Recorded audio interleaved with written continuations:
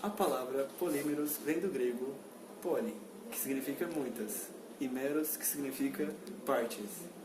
As moléculas pequenas, elas são os monômeros. E eles se juntam e formam as macromoléculas. Os polímeros de condensação são macromoléculas que são formadas pelas reações de polimerização de dois monômeros sejam iguais ou diferentes que se unem, eliminando a molécula pequena.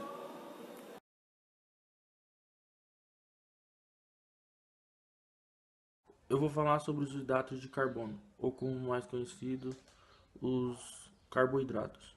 Eles são formados geralmente por uma função mista de poliálcool-aldeído ou poliálcool-cetona. Podem ter outros compostos, mas os compostos devem sofrer hidrólise. Os carboidratos, conhecidos como os polímeros naturais, são formados por açúcares simples, que são os monossacarídeos, e quando se unem formam os polissacarídeos. E também temos os monômeros, que incluem outros tipos de açúcar, como a glicose e a frutose, que elas se unem formando diversas funções, como a celulose, o amido e o glicogênio.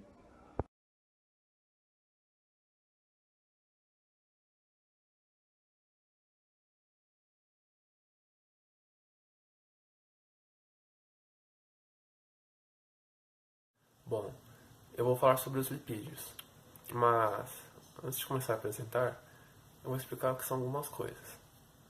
Primeiro, o que são os ácidos graxos. Os ácidos graxos são compostos orgânicos que possuem apenas um grupo carboxila em uma das suas extremidades. Sempre são cadeias abertas e longas, variando entre de 4 átomos de carbono a 22 átomos de carbono, geralmente, sendo número par, podendo ser saturadas ou insaturadas. O que são ácidos graxos superiores? São ácidos graxos com mais de 10 carbonos em sua cadeia. O que são monoálcools graxos? São ácidos graxos que possuem somente um grupo hidroxila, o OH, na cadeia carbônica, estando ligado em um carbono primário. E como são formados os glicerídeos? Quando 3 moléculas de ácidos graxos superiores ligam-se à glicerina. Bom, agora eu vou falar sobre os lipídios. O que são os lipídios? São ésteres que sofrem hidrólise e formam um ácido graxo superior e um monoálcool graxo superior, ou um poliálcool glicerina. O ácido graxo superior, que eu já falei que é, né? E o monoálcool graxo superior também eu já falei que é. O poliálcool seria a mesma coisa que o monoálcool graxo superior, só que com mais de uma hidroxila, né? De um OH. O poliálcool geralmente seria a glicerina, né? Beleza. Agora eu vou falar alguns exemplos de lipídios que a gente encontra, que seriam os glicerídeos, né? Que eu já falei como são formados. Geralmente os glicerídeos são os óleos e as gorduras. Também nós temos os esteroides, que pode incluir o colesterol, a testosterona e o estradiol.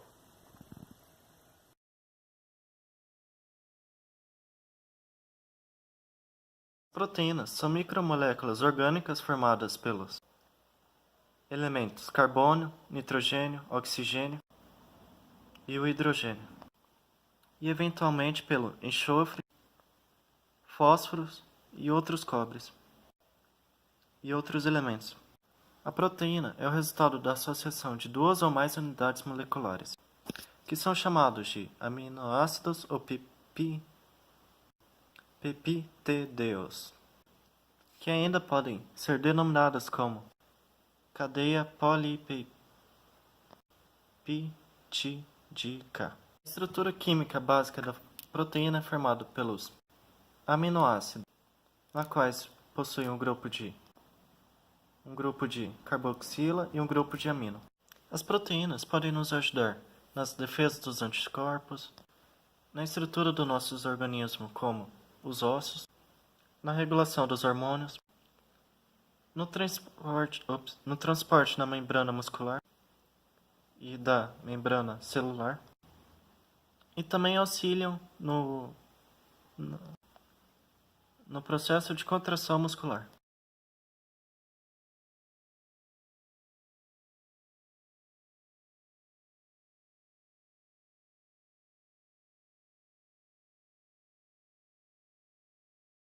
Vou falar dos polímeros sintéticos. Os polímeros sintéticos, eles são macromoléculas produzidas pela junção de muitas pequenas moléculas semelhantes.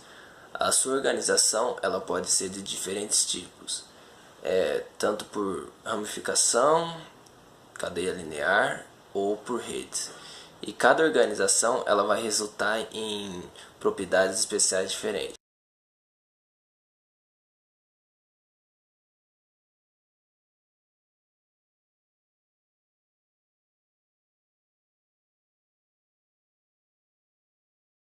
Polietileno ou polieteno, ele é um dos polímeros mais simples. Sua produção mundial ela é muito alta e seu preço é muito baixo.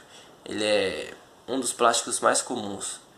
Ele é quimicamente inerte e ele obtém-se pela polimerização do etileno. Sua aplicação ela vai desde sacolas a frascos, mangueiras e entre outros.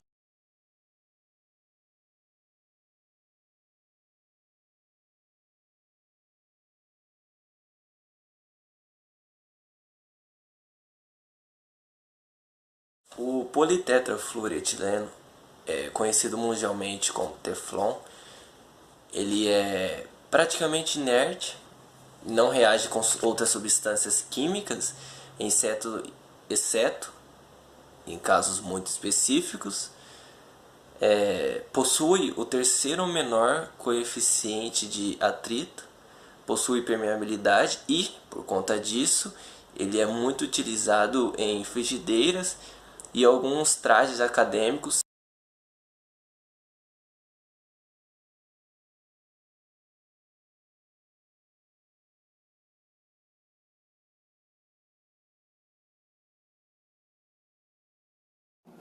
A poliamida é formada pela polarização entre o ácido carboxílico e a diamina.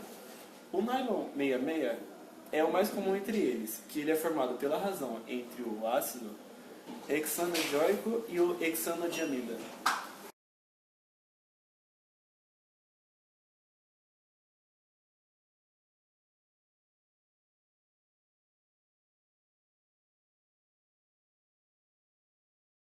Falar sobre as borrachas sintéticas.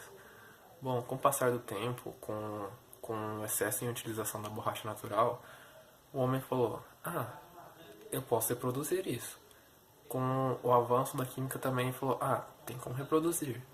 A borracha sintética hoje tem a mesma importância da natural, inclusive é até mais utilizada que a natural, só que claro, tem os seus benefícios em relação à natural, mas também tem os seus pontos negativos.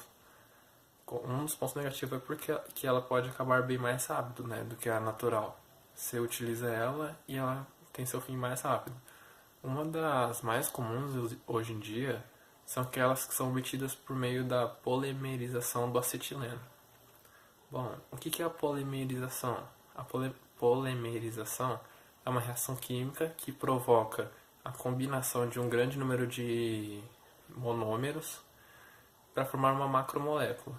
Os monômeros, nesse caso, seria o acetileno, que vai provocar uma macromolécula, que seria o polibutadieno. Porque o acetileno, eles usam acetileno para formar o polibutadieno, que seria a borracha sintética.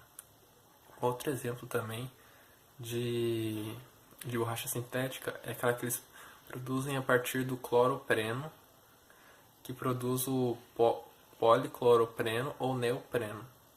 E é isso.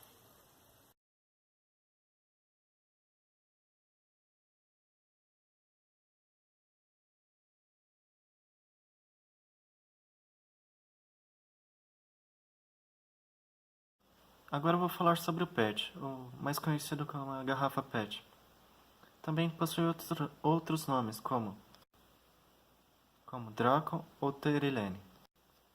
Ela é um polímero sintético que é formado por duas moléculas menores a partir da eliminação da água. Normalmente, a interação dessas moléculas é feita pelo poliácidos carboxílicos e a poliacóis. E essa reação química é denominada como polimerização.